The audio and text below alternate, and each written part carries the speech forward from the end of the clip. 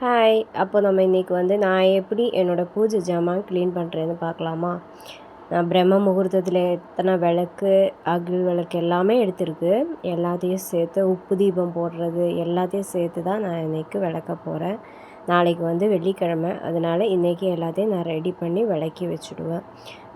வெள்ளி ஜாமான் எல்லாத்தையும் நான் சபீனா பவுட்ரு வச்சு விளக்குவேன். அப்புறம் பித்தளை ஜாமானத்தை பீதாம்பரி பவுட்ரு, இது எல்லாமே உங்களுக்கும் தெரிஞ்ச விஷயந்தான், நான் சொல்லணுன்ற அவசியம் கிடையாதுல்ல. ஃபைனலி நான் வெள்ளி ஜாமான்லாம் விளக்கி முடிச்சுக்கிட்டேங்க. பாருங்கள், வெள்ளி பூஜை ஜாமான்லாம் விளக்கி முடிச்சுட்டேன். சபீனா பவுட்ரு யூஸ் பண்ணி தான் விளக்குனேன்.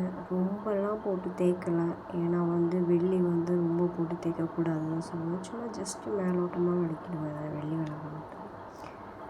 பாருங்கள், இதுதான் ஃபைனல் லுக்.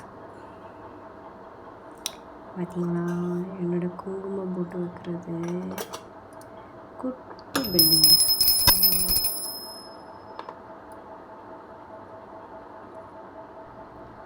அப்புறம் பித்தளை ஜாமானும், அது இந்த பீதாம்பரி பவுடர் இருக்குது பார்த்தீங்களா, அதை யூஸ் பண்ணி தான் நான் விளக்கியிருக்கேன். அதுவும் நல்லா விளக்க முடியும், நல்லா க்ளீன் ஆகும். பாருங்கள், இதெல்லாமே நான் அதை வச்சு விளக்கியது தான். இது பார்த்திங்களா, மை ஃபேவரேட். எனக்கு வராகி அம்மனை ரொம்ப பிடிக்கும். அது இந்த சிலையும் விளக்கும் ஒன்றா வாங்கி வச்சுருக்கு.